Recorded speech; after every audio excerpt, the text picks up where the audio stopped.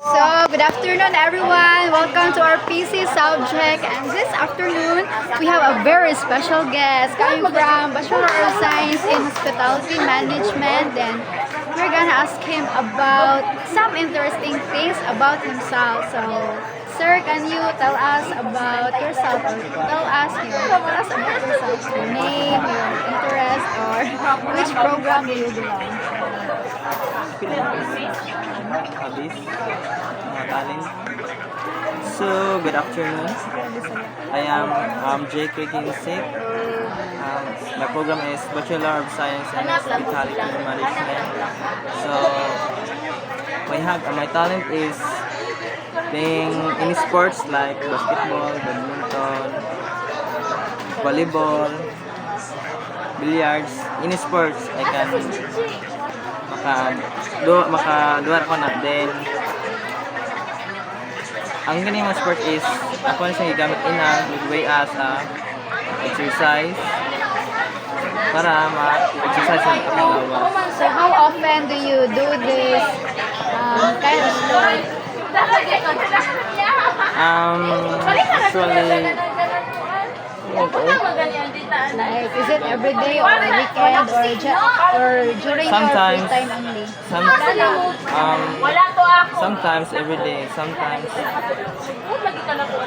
in 3 days. As you have mentioned, you play volleyball or badminton, am I right? Did you have this hobby since you were young or you developed this one later on?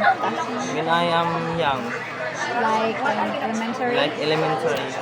May I ask who influenced you to do this?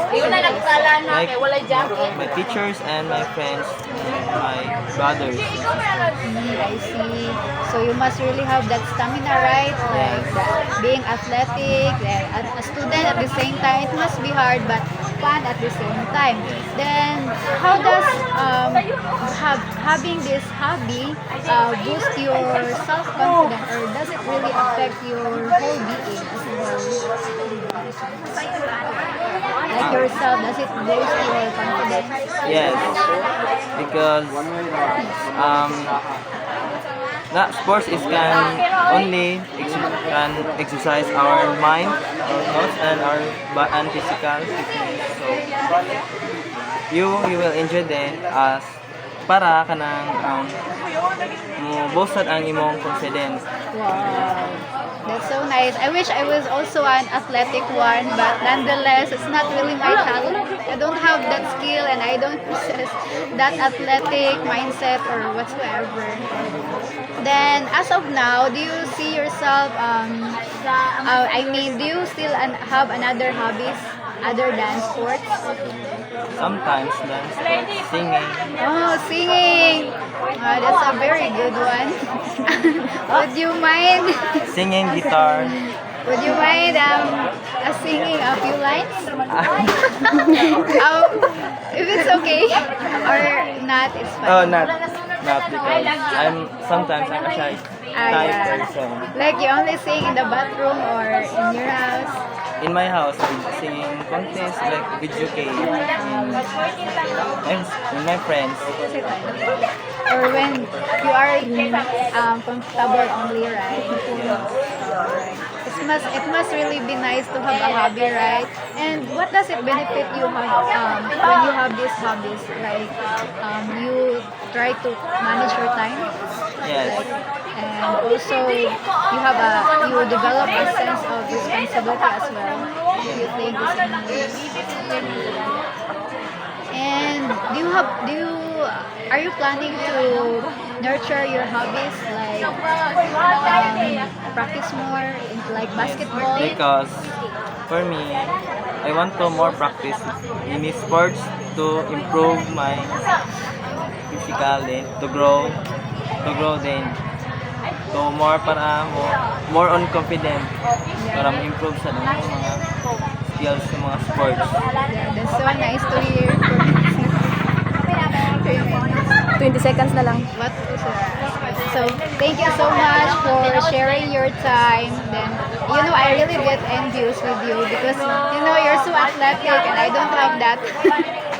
Oh, Then- you don't have any talent? Yeah, I don't really have Like any singing? talent. No, no talent at all. I only do like reading. I only read Like mangas. Wattpad? I know, I don't read Wattpad. I also don't recommend Wattpad, guys.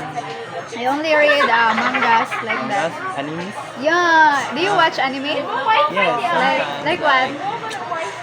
Solo leveling. Oh, yeah, yeah. Like Fairy Tail, Naruto. What's your favorite in Fairy Tail? She always is not so. Yeah, Natsu is same. My favorite is Erza, you know her? Yes. Yeah, the red hair. Oh, I She's think, really very beautiful. yeah, then her character also.